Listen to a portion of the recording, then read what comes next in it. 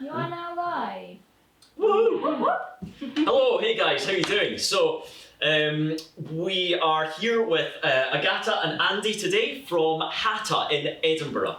And they serve Weestoter in their cafe, and they have one of the most forward-thinking businesses in Edinburgh at the moment. So I brought them in for a wee interview so we could just chat to them and see what their inspiration was, because you can always learn something from really innovative entrepreneurs. You know, through our relationship so far, we've actually become amazing pals, and so it's just such a pleasure to have them with us today. Yeah, I kind of want to start with, what was your kind of inspiration? Like, where did you even come up with the idea to start a cafe? I mean, I don't think I even really know that.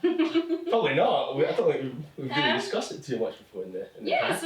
So mainly it was because we travelled now 2 years ago. And now, sadly, we're coming to an end of a journey of like, what are we going to do? But through all those months, like, we met so many people and seen so many incredible cafes, and that was our dream. Like, that's what we would love to start when we return. And on top of this, we were like, how we can spend another 24/7 hours together, like, when I come back. So that's it. So yeah, that's it was So before we even went away travelling, what are we coming up for 2 years? Yeah. 2 years ago now. Obviously before COVID, before everything kicked off. We always wanted to start our own business, and we chatted about it for quite a while. And then we went away travelling for the best part of a year, and then during that time we just came up with so many ideas and met people, met other businesses, went to loads of cafes, restaurants, and just like gathered so much, you know, ideas as we went and travelled around, and then that was a sort of catalyst for when we got home to start, really. Yeah. That's the way to go, right? Is you get ideas from places like abroad and even places in this country. You just pick all the best bits, and then you put it together into your dream and your vision. Yeah, absolutely. So as you say, we took little like bits from, you know, as we went round, and then when we got back, just like we had so many ideas. Like knots full of ideas, and we were like, how we can put this together now, and where to start actually. And it's amazing actually, right? Because these guys, similar to us, they went away for almost the same amount of time, right? It was almost a year. Yeah. And that you went travelling as well, not to South America, but to different parts of the world, across kind of Philippines and Southeast Asia, and so we've almost like garnered inspiration from travel, and then brought it back. And you can definitely see that in your cafe as well. I mean, even things like the coconut bowls that you've kind of sourced. And they come in from a lovely family that we met in Bali, so everybody's involved. That's their little family business. We stayed in touch with them and still working with them, and then that's how it happened. So yeah. So I've got to ask, right? Why Edinburgh? Good question. Wow, that's a very good question. To be honest, when we got back, we didn't have any we are set in stone that we wanted to sort of start the cafe. It was a totally clean blank canvas, and we looked at loads of places, different cities, just different areas, and the Hata where it is now.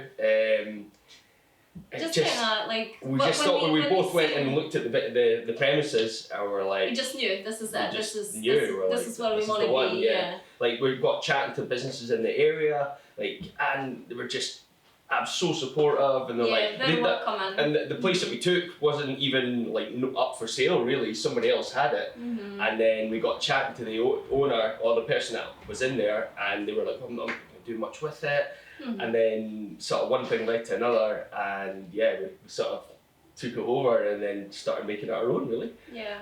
And I don't think we could have been luckier, because we chose an incredible area.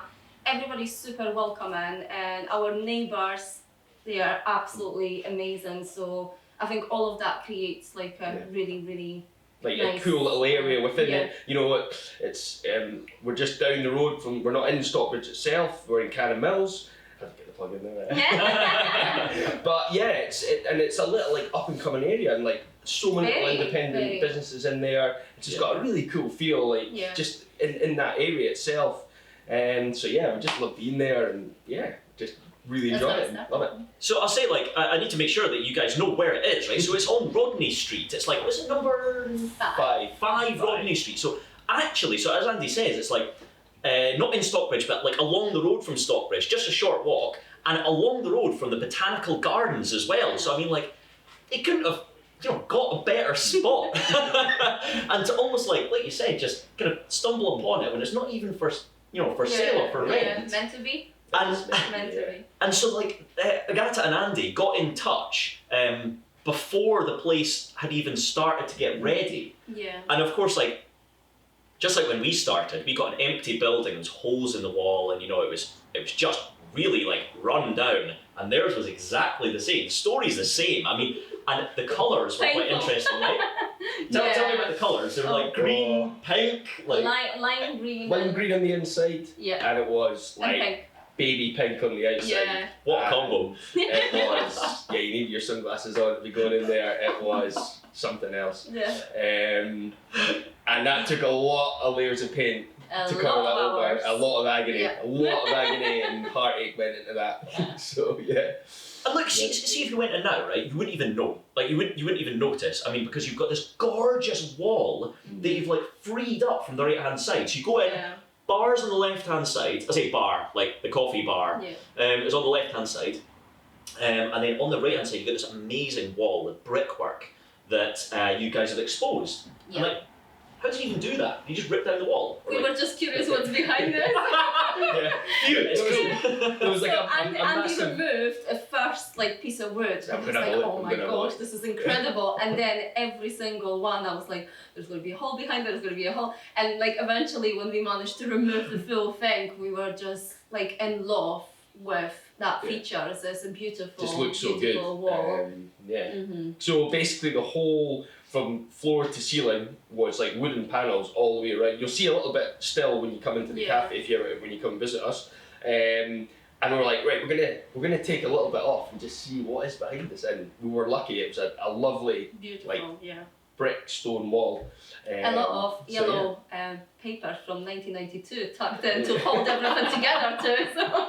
That's quite And you interesting. took it down. If you look closely enough, you can still see probably a little bit like stuffed in the crevices. That's amazing. That's amazing. Oh, so you've got to tell me about the food, right? So obviously, so you serve our coffee in the cafe, Absolutely. which is amazing. But other than that, I mean, like your food, you're really leading the way when it comes to things like porridge and sandwiches. Really like testing the boundaries in terms of like you change it up every week, and I mean that's really brave to do that. I mean, I think because we had so many ideas and we were like, no, we can't just can't have do a them set, all. right? We can't do it. So yeah, so the whole idea again came from us traveling and seeing like what other places are doing, and I think like in Asian countries they are super fortunate to have like super fresh fruit and everything to serve in the smoothies and those gorgeous coconut bowls with like the different things in it. When we returned, we were like, how can we make it ours and how can we make it like really authentic? And in Scotland and porridge, it was just like, That was it, yeah, we're like, is it. we're gonna do. I think like porridge is super like underrated by people, where like you can make it incredibly tasty and you can make it so versatile. So that's how we started with. I might have double porridged quite a few times. One at my house, and then I deliver to these guys, and they're like, "Oh, would you like a bowl of porridge?" And it's impossible to say no. Why would you say no? Of course. Well, we're talking like bucket loads of like peanut butter, Biscoff biscuits, like what else? Like mango, like tell me So Everything. like stewed cinnamon pears. Yeah. We do So like we range from like comforts, like Yeah. because like I think like there's something that we all love, like cinnamon stewed apple or pear or like, but sometimes we're like, oh, it's too much, hassle to do at home. So I think people do appreciate it when they have this like, really nice warm bowl of goodness. So yeah, and then I suppose that's where the inspiration came. As we were traveling around, you go to the especially in Southeast Asia, like some of the food and drinks you have are so colourful and vibrant, but simple ingredients, but just done really tasty, looks absolutely amazing. And we wanted to bring a bit of that home with us, and the part would make it look absolutely amazing, but also taste just You have out to this try world, it. yeah, and you got to try it. You've done just that. I mean, like 100% succeeded. It's just incredible. We It's are really, really pleased, incredible. and the fact that you can't get bored because we change it. We've got 2 new options of gauze and porridge every Wednesday, so you can't get bored. So. And I mean, like, you're a purveyor of like really fine products as well. I mean, like, for example, the bread you use for your rolls. I mean, like, I don't really like bread that much. I find it quite dry, but I could just eat one of your rolls like as it is. And so you get that from a company in Edinburgh, the Company Bakery. So just up the road, literally, what, 5 minutes up the road from us? And they produce a fantastic bread, and we couldn't be more happy because again we did a lot of research how we're gonna do it, and we just really wanted real bread, and they came on top. So hit the mark. Yeah. And then one of the things that Agata and Andy did, which we took on board instantly, was during lockdown, when we're doing takeaway only, they put their cakes at the window.